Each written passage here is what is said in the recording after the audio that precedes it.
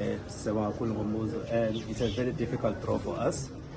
Uzokhumbula ukuthi kwi-competition last season we played against the Arrows again and we beat them 2-1.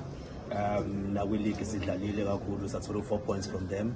Siyibuka as a final before final ngoba i-quality ye-team e-Golden Arrows siyayibuka nangendlela futhi abasayina ngawo uyabona ukuthi bazimisele kakhulu ukwenza kangcono kule season ezoqala le quality technical team ilidoba kumanqoba ukuthi sibona kuzoba umdlalo onzima kakhulu kuthina yingakho nangendlela esizozicinja ngayo sizozimisela ngayo sizozimisela ukuthi sibe i-team ezodlala amagame amathathu kule competition so umdlalo onzima kakhulu sizimisela kakhulu kusimnqoba ubalulekile kakhulu kuthina ngoba mawubhekisisa nje yena ucoach atazwana uqobo lwakhe umndeni wakhe ukudabuka le mnambithi unogogo wakhe olapha eNdwedwe ohlala eNdwedwe ejwayele ukumvakashela uyabona ukuthi umuntu okwazulu Natal coach Nini Vilakazi assistant coach owakhona la eMtubatuba naye ucoach Simodladla wakhona abanye so i-technical team yethu noma ama-coaches ethu abantu bakwazulu Natal okukhombisa khona ngempela ukuthi siwusuthu siyibuka lento yesifundazwe njengento ebalulekile kakhulu ucoach Simodladla uza nesipiliyoni esikhulu-ke sokuthi akwazi ukuthi asebenzise abafana abancane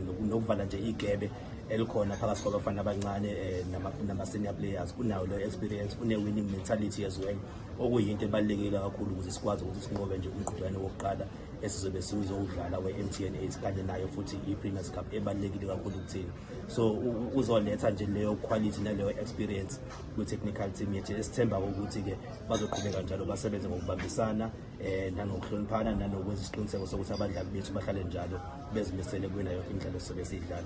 Khuluma nawe nje i-team njengamanje idlala nemagesi le ePolokwane la ikhempe khona.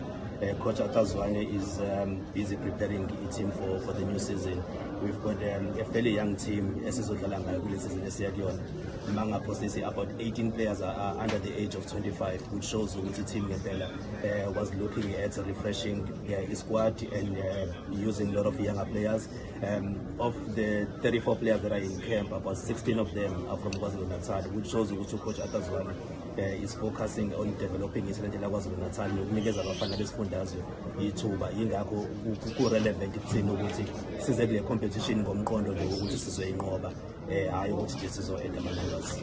Mawuzobhekisisa nje kahle the last 5 seasons i-club finished kwi-top 8 3 times. We finished outside of the top 8 twice and we played one cup final which was the MTN 8 and that we lost to Orlando Pirates, and you can see within the last 5 seasons we did not do as well as we expected in as much as we got an opportunity to go and play the group stages of the CAF Champions League. But graph instead of going up, it kept on going down. So it was important for us to have a turnaround. And when we saw Coach Atazwane bringing that new, fresh ideas in the team, it was important for us to know, let's go back to the drawing board and start refreshing the team and get younger players that are going to help us. And to be honest with you, there's no anxiety in the team. There's a lot of maturity in the technical team and in the management of the club. That is why we have full confidence and we have full support of Coach Atazwane, which he knows what he's doing. And it's not only him, it's also in the DDC team as well. We need that stability and we need to see Amazulu team start progressing and doing well in all the competitions that we participate in.